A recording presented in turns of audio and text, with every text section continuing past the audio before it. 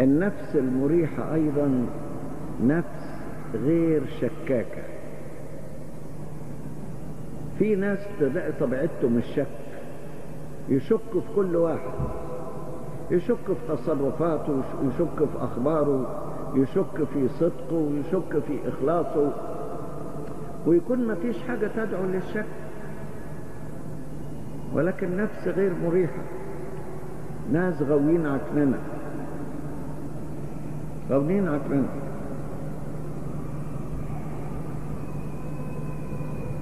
أما النفس المريحة فلا تفترض الشك.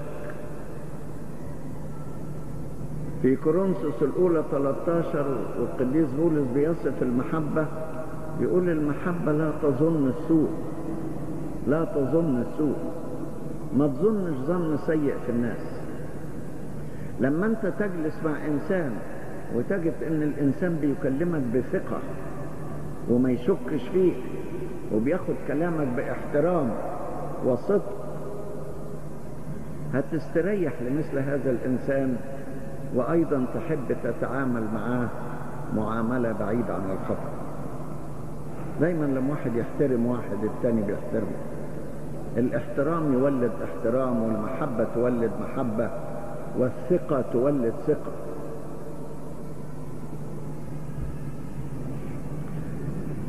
الشك شيء صعب.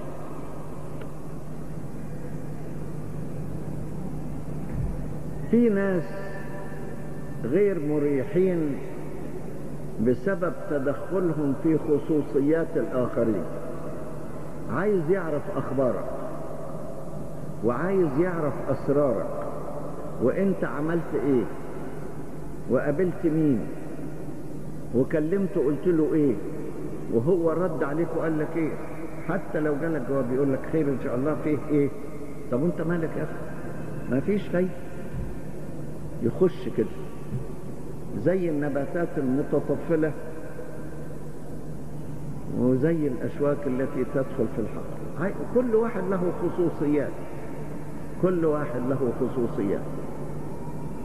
في كتير من بلاد الخارج لو الطفل حتى جاله جواب أبوه ما يقدرش يفتحه، لو الزوجة جالها جواب زوجها ما يقدرش يفتحه.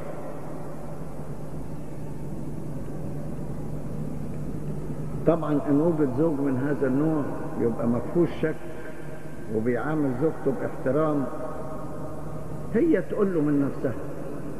لكن هو لو قال لها انا شريك حياتك، وابقى شريك جواباتك، وابقى شريك اسرارك، وابقى شريك اخبارك، يقول له يا اخي ابعد عن هذا الشرك اللي انت وقعتني فيه، او هذه الشراك.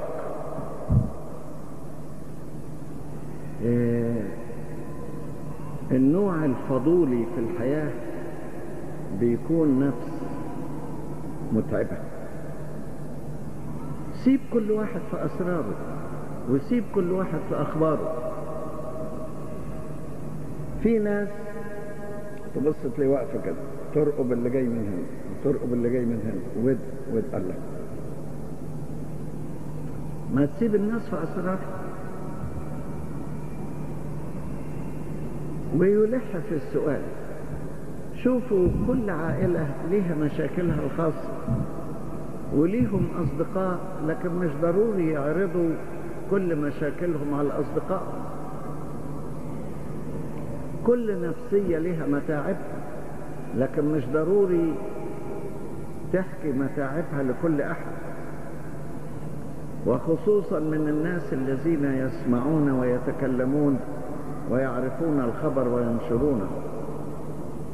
عشان كده الكنيسة أوجدت أب الاعتراف الأمين على أسرار الناس، مهما سمع لا يتكلم،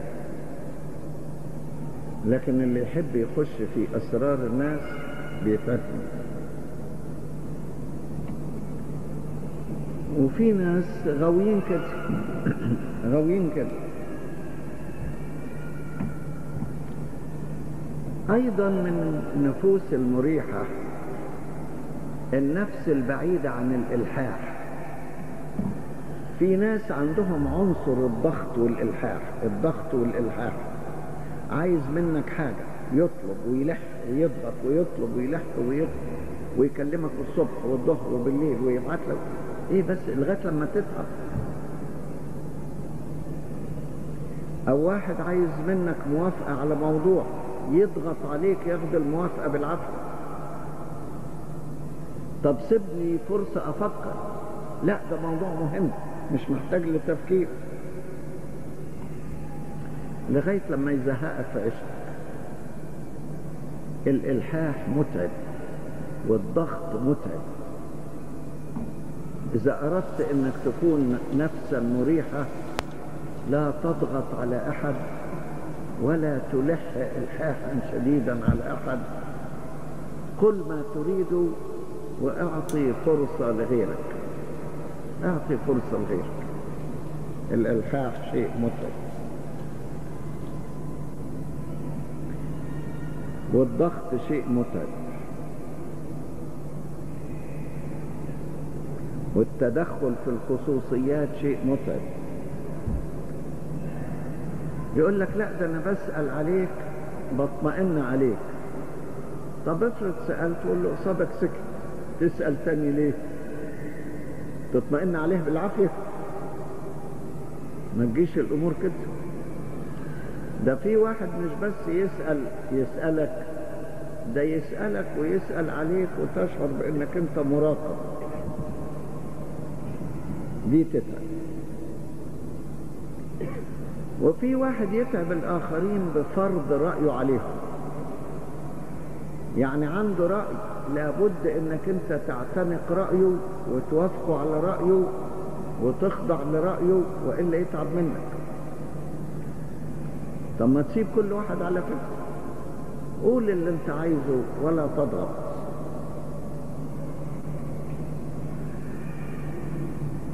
في ناس متعبين كثرة النقاش والجدل، تلاقي موضوع صغير قد كده يناقش فيه مناقشة قد كده،